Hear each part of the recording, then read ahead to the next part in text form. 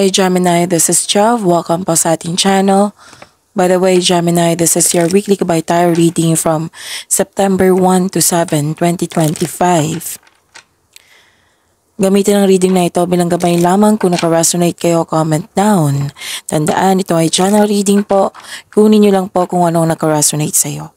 This is for you, Gemini.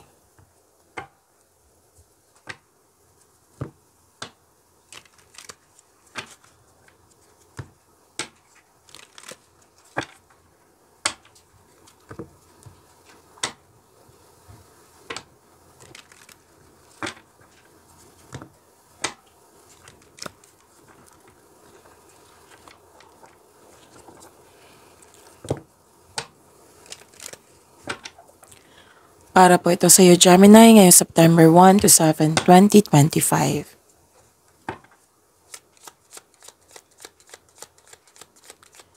Maraming salamat po sa inyong patuloy na suporta, sa mga nag-donate, sa mga hindi nag-skip ng ads, maraming salamat po.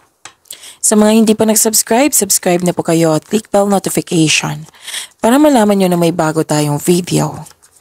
Para sa mga gusto magpa-reading, comment po kayo ng personal reading. Again, comment kayo ng personal reading and check my reply sa comment section.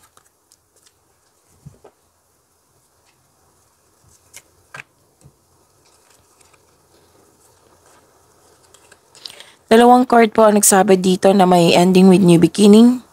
Pwedeng bigla ang pagbabago po ito. Oo. Nakita ko dito na malaki ang influence ng isang babae po. Nakita ko rin dito na may asikasuhin kayo sa malaking building. May nakita rin ako dito, nahihirapan ka, nabibigatan, pero tinulungan mo yung sarili mo para mag-let go at nagkaroon ng transformation. Okay?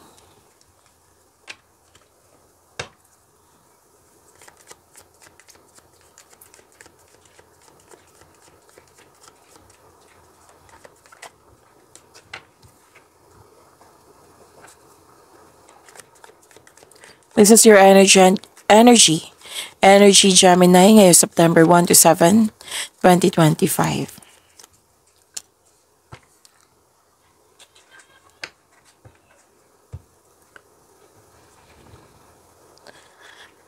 Please be reminded, lalo na sa mga bago dito, na kung may napansin kayo na repeating message, like for example, nanood kayo sa inyong monthly Kabay Tarot reading, sa inyong weekly Kabay Tarot reading, sa inyong first half of the month of September, and daily reading nyo.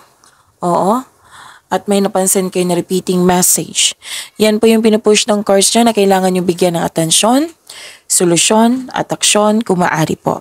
So na yung energy ni Gemini.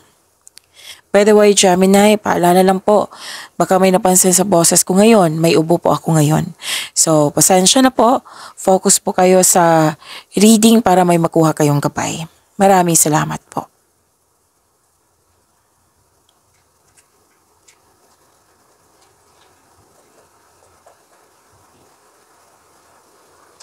Gemini, super busy. Oo. So prepare yourself na sobrang busy. I think lumabas din to sa inyong monthly Kabay Tarot reading and first half of the month na sobrang busy nyo, na nag-clarify na naman dito. Marami kayong ginagawa. So kung hindi pa kayo busy ngayon, kung kailan nyo ito napanood, so please prepare yourself. Kung pwede, mag-time management kayo. Para maiwasan itong burnout na nakikita ko dito. Let's say na burnout na kayo kung kailan nyo ito napanood. Ask for help para hindi mo dala lahat yung gawain. Huwag mag-say yes kung hindi naman akma sa inyong schedule. Para maiwasan itong burnout na ito. Pero alam nyo ba, Gemini, yung nakita ko kanina dito sa oracle cards nyo, sinabi ko kanina dito na nabibigatan ka, nahihirapan. Pero tinulungan mo yung sarili mo. Nag-let go ka at nagkaroon ng transformation. Lumabas dito. Tinulungan mo yung sarili mo. Meaning to say, malalampasan mo rin ito. Just keep on going. Kilos pa rin. Pero kung nakaramdam ka ng pagod, syempre, kailangan mo ng pahinga. Tapos para sa pagbalik mo, re-energize ka na.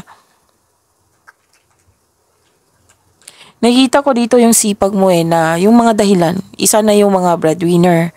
Maraming umaasa sa iyo. Relying on you for emotional and financial support kaya nabibigatan ka. Kaya sobrang sipag mo dito. Pero as I've said kanina, na malalampasan mo rin ito. Just keep on going.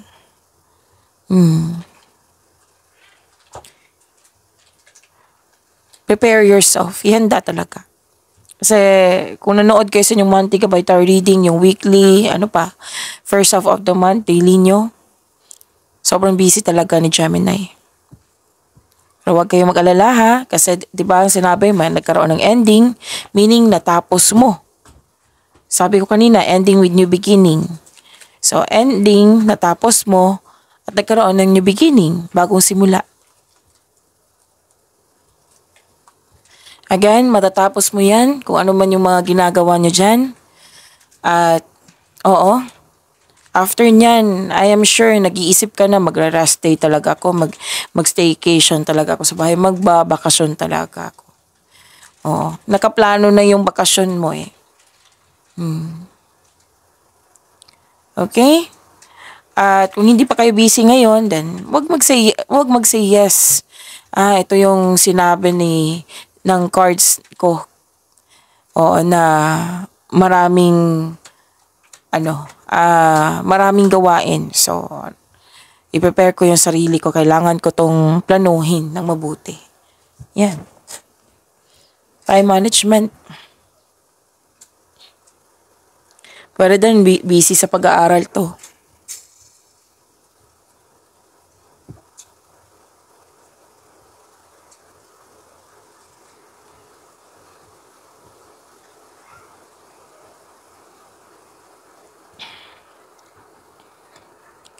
Uminom lang ako ng tubig po. Nahirapan ako magsalita. Okay. Wow, Gemini. Kung nanood kayo sa mga reading ko, lalo na yung before this video kahapon, andito pa rin yung yaman. Sunod-sunod ito, Gemini ha. Andito pa rin yung wealth. Huwag niyong tanggihan. So wealth, you deserve this. Generosity. May na-receive kayo ng malaking biyaya at naging generous kayo. Huwag niyo din kalimutan maging generous sa inyong sarili ha. Baka, like for example, sira na yung sapatos mo na ginagamit mo araw-araw. So, kailangan palitan yan. So, pamper yourself also kasi deserve mo naman yan. Deserve mo magkaroon ng bagong sapatos, 'di ba? Example lang po iyan. So, yon, naging generous ka sa kapwa mo. Nakatanggap ka ng blessings at naging generous ka. Hanggang ngayon ha, Gemini. Kung nagtanong kayo, saan ito, kailan ito darating? Bakit hanggang ngayon? So, check your blockages. Okay? Okay, so, Gemini, wealth and generosity. Wow, claim niyo po. Financial stability.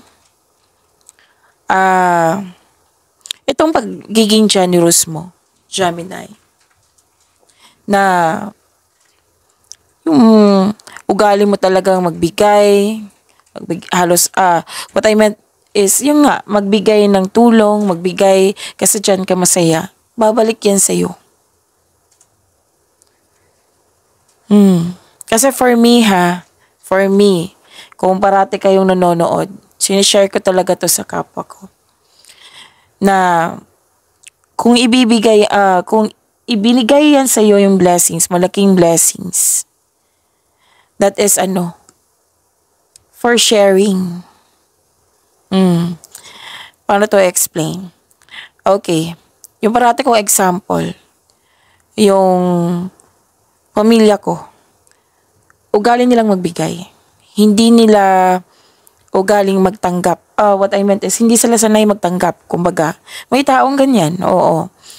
Kumbaga, mataas ang pride. So, hindi naman yan, for me, hindi yan mali. Kasi it might be, yan yung practice nila. Yung time na nagkaroon ka ng blessings, ng blessings, shinare ko sa kanila. Tapos, hindi sila sanay na yung magtanggap nga. So, sinabihan ko, hindi yan galing sa akin. Binigay ni God yan sa akin ng malaki para i-share sa'yo. Ayun, hindi sila makatanggi. Oo, Gemini. So, Gemini, financial stability, at pwede din na ginampanan mo yung pagiging mabuting leader mo dyan. Pwede din na may leadership role na binigay sa inyo. Yun, sobrang generous si Gemini eh. Pwedeng naabot mo na yung financial maturity. Pwede din na, Miss Jab, paano to? Kung wala akong trabaho. Pwede din isa sa pamilya mo na very generous, na binigyan ka rin. Kasama yan. Okay? Pero most likely si Gemini talaga to. Financial maturity, claim nyo po, Gemini. Gusto mong bumili ng property, parati ko itong nare-read sa inyo, parati itong lumalabas sa inyong cards. Okay, so huwag kalimutan na bumili na para sa iyo. Kasi deserve nyo naman. Pero then, kung hindi kayo mahilig sa gamit, then deserve nyo magbakasyon. Kahit lang sa bahay lang, o mag-staycation kayo, deserve nyo din magpahinga. Kasi tagumpay ito eh. Tagumpay yung nakikita ko dito sa dalawang card na ito. Kahit busy kayo, kahit nahihirapan, nabibigatan kayo sa dami ng ginagawa. Ayun. So, andito pa rin yung taas ng tagumpay ha. Yung wealth, yaman, at katatagan ay nasa yung kamay na, Gemini. Yung energy mo is very focused sa trabaho. Sa mga ginagawa mo dyan. At the same time, ginawa mo ito para magkaroon ng pera, which is nangyari nga. May magbibigay ng tulong or pwedeng ikaw yung nagbigay ng tulong. Pwedeng may business partnership or di kaya may magbigay ng puhunan sa iyo upang tulungan ka sa pagkamit ng iyong layunin. May nagsabi din sa akin ngayon na may magbigay ng tulong regarding sa education. It might be, estudyante ka, tapos may magsuporta sa iyo ng inyong tuition. Or it might be, anak mo, tinulungan ng kapatid mo para mag-aral. O yan, pwede. So, claim this wealth.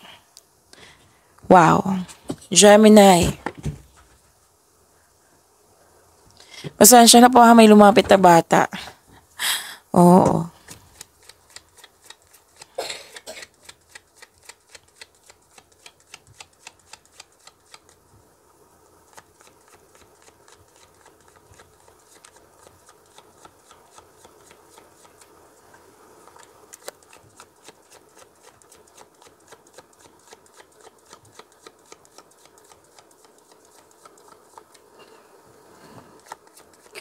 Career and money ni Gemini.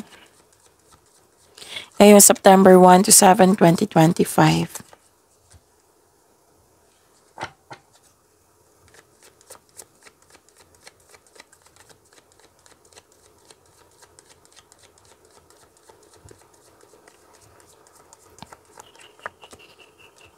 Oh, lumabas pa rin Gemini.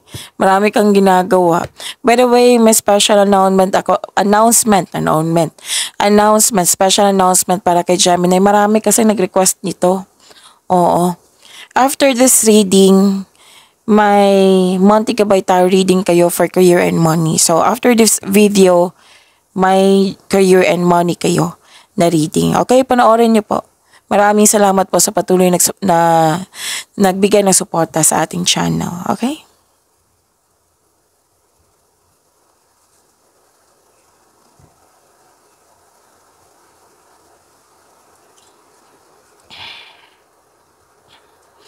So, painom-inom ako ng tubig ngayon ha. Water therapy. So, pasensya talaga, pahinto-hinto ako. Okay, Gemini, sa career and money nyo, new source of income po. Actually, umaapaw yung blessings nyo. Umaapaw yung blessings nyo sa career and money. From your energy to here. So, expect lang na marami kayong ginagawa. May bagong source of income. New source of income. Pwede din na return investment to. Pwede din na, actually binigay to Binigay to sa'yo. May job opportunity, any kind of opportunity na connected sa inyong career and money. New source of income. Pwede din yung sinabi ko kanina, return investment ha. So may pagkakataon po na para ma-enhance yung kaperahan mo. So ang sabi ng card, huwag mong palampasin ang pagkakataon na ito. Pwede din, enjoy ka dyan sa mga ginagawa mo. Or magaan kasama yung mga kasamahan mo. Ikaw ay very focused. Dalawang card mismo nagsabi dito na ikaw ay very focused sa iyong gawain ngayon. So kalma lang. Dahan-dahan lang, matatapos din yan yung mga ginagawa mo. Mas magiging inspired ka Gemini, kasi umaapaw yung blessings mo dito. Binigay talaga. Ito Gemini. Tanggapin mo, ito na yung resulta sa inyong mga ginagawa. Yan. Okay, may personal development din ako nakikita dito. Actually, this is gift from the universe. Nakatadahan na talaga to sa iyo, Gemini. Itong mga nangyari sa inyong career and money na puro abundance, puro umaapaw yung blessings. Wow. Pwede din may bago kang kasamahan dyan, Gemini, na magaan ang loob mo sa kanya.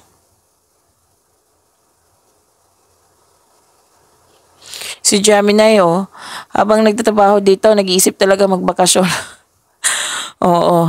Kahit ako, di ba? Kahit ako, kung maraming trabaho, nag-iisip talaga ako, mag-rest day talaga ako after nito. Okay. Ang sabi ng card dito, use your inherent skills to create opportunity. Kung wala kayong opportunity na, let's say, walang opportunity dumating. So, sinabi ng card dito, use your inherent skills to create opportunity. Kung may balak ka mag-start ng negosyo, may go signal naman dito. May negotiation pa rin dito, Gemini. Oo, pero bago tong negotiation na to ha. Raise ng allowance, sweldo.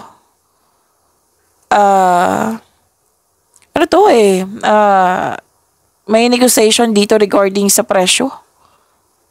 Oo. Let's say yung service mo is 1,000 pesos. So,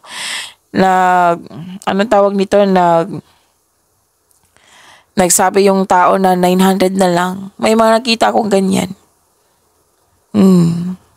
Pwede din signing of contract ito. So, sa mga nag-aabang ng kontrata dyan, then this is good news for you. Pwedeng walang kontrata, pwedeng nag-usap kayong dalawa, nagkaroon kayo ng deal. Promises, agreement, commitment, yan. Actually, you can make your imagination real. Gamit na gamit yung skills mo ngayon. At di ba may sabi ako sa inyo dito na may biglaang pagbabago, dalawang card. Na-adapt nyo. Kasi nga, ito yung strength ni Gemini. Basta may mga bago, ma-adapt mo nyo yan. Why? Kasi matalino kayo. Kayo ang pinakamatalino sa lahat ng zodiac sign. Kahit research mo yan. Self-confidence, andito din, Gemini. Claim nyo ha, ang ganda ng cards nyo.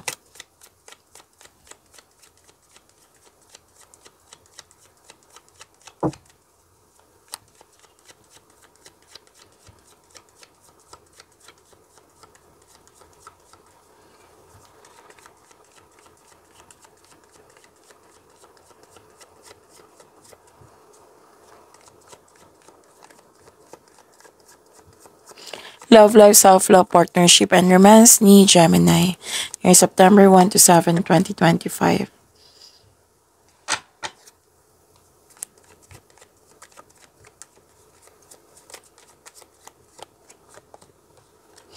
Andito pa rin yung biglaang pagbabago po, Gemini. Yung sinabi ko kanina, andito po sa love life niyo. So, prepare yourself. At mataas yung intuition mo, ha? May dito, may sikreto na which may be shocking na matutuklasan mo. Kasi nga mataas yung intuition mo. May biglaang pagbabago pero huwag kayong mag-alala sa pagbabago na ito kasi makasuporta to sa iyong growth and expansion. Mas lumawak ang ambisyon mo. Whether single ka man, may relasyon sa buhay mag-asawa. So may changes sa darating.